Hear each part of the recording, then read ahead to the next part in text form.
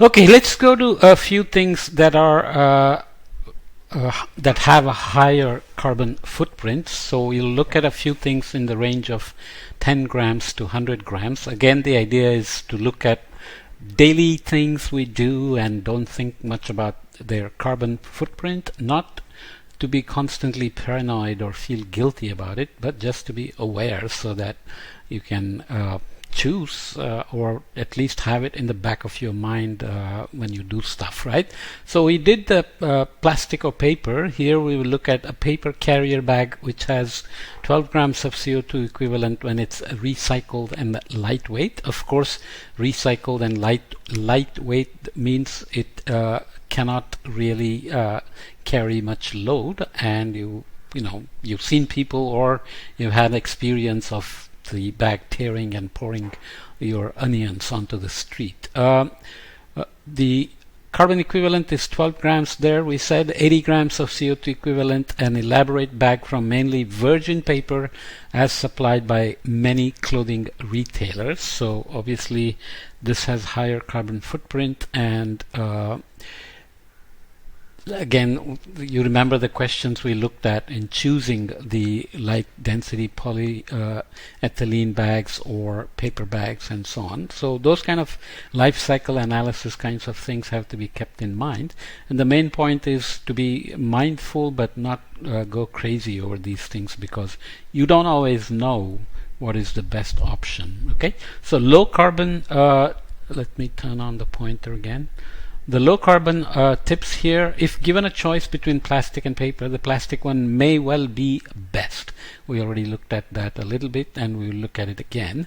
If stuck with paper, recycle it when you are done with it. It's probably too much to hope that it could be fit for reuse. So a lot of the paper bags may not be reusable, and what we do with it and how the bag itself was produced and what happens to it after you discard it, etc., all matter.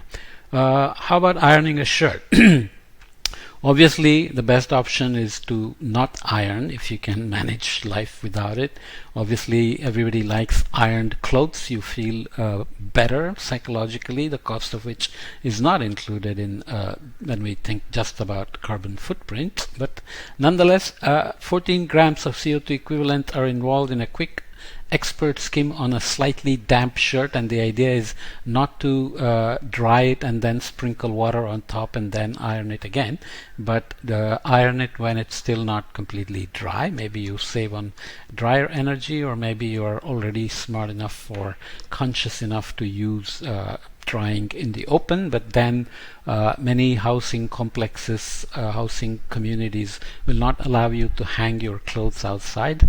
Property values go down, aesthetics, etc. So it's always complicated, right?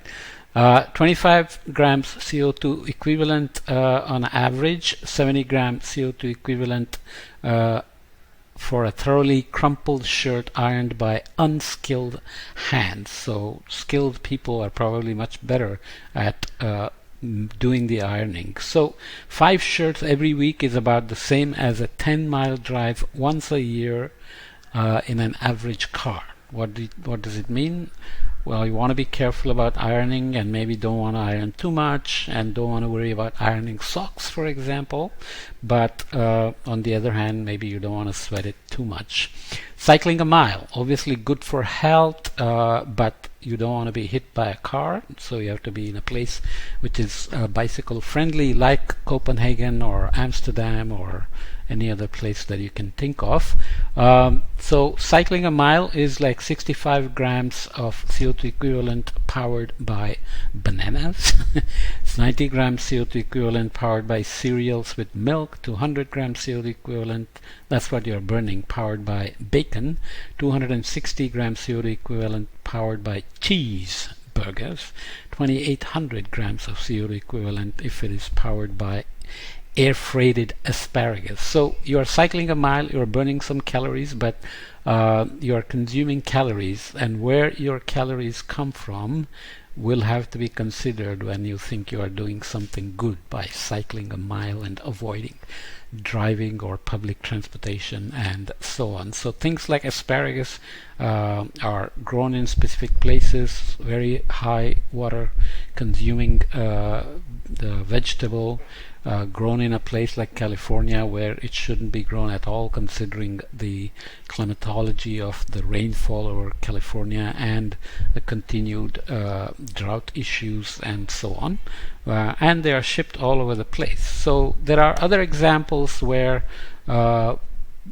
shipping in may be a better option, as we will see in a minute. So if your cycling calories come from cheeseburgers, the emissions per mile are about the same as 2 people driving an efficient car. So don't feel too proud about bicycling unless you know whether the people who are driving a car are driving a hybrid or they are vegetarians and so on. So this is always a complicated issue. For example, a person driving a hybrid and eating a lot of meat may be worse off than a person driving an SUV and is a vegetarian in terms of their total carbon footprint. Okay.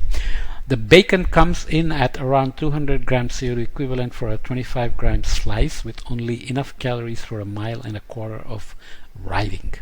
Okay, so how the meat is produced, how your calories are coming from are all critical things to think about.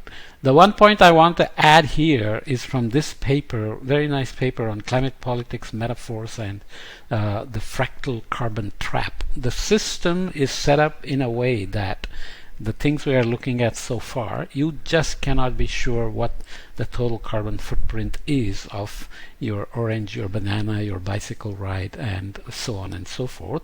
So the paradigm proposed here is to change the metaphor. In the conventional metaphor, we are thinking about emissions reductions as a challenge, and the metaphor used there is global commons, how we protect the atmosphere, the ocean, the land, the soils, and so on. The goal then is the production of public goods and distribution of emissions reduction. So global agreements like Paris Agreement are doing this, but as you can see from the CO2 emissions, there is no dent at all on total emissions despite the 25 years of negotiation. So it's a challenge. The political response, of course, is to do global collective actions to produce multilateral treaties like the Paris Agreement and then keep negotiating nationally determined contributions and monitoring, verification, and reporting, and so on. The proposed metaphor in this paper is to say the challenge is decarbonization. Forget emissions reductions. Just drive completely towards decarbonizing the system so that individuals don't have to worry about every little choice. Then the metaphor is a global fractal, as you remember, or maybe you don't know. Fractal is something that is a geometric concept where as you slice to smaller and smaller scales, they look similar, like a tree and the leaf and its shape and its veins inside and so on. There are many examples you can think of, which basically means that carbon emissions at every scale are similar, and these kind of systems have strange attractors which pull towards one solution or the other, and which means everything we consume is heading towards emitting carbon, for example. You can read the paper to get a better sense of what I'm talking about if it's not clear. The goal then becomes to disrupt the carbon lock-in and catalyze transformation at multiple levels. How bananas are produced, how they are shipped, how they are stored, what happens to them at the store where you're buying it, and so on and so forth. And then the political response could be experimental, multi-level, multi-scale action to overcome the fractal carbon trap.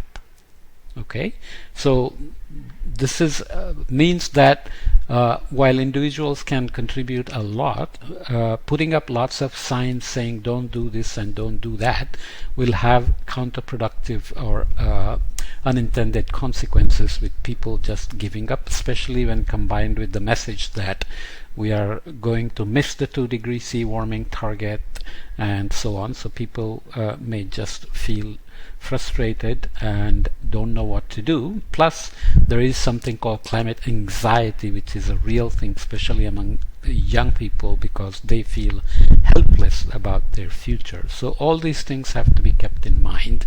So let me stop here. here and come back to other things in this range of 10 to 100 grams, especially the banana story, because the title of the book is How Bad Are Bananas? So we will look at that in the next podcast.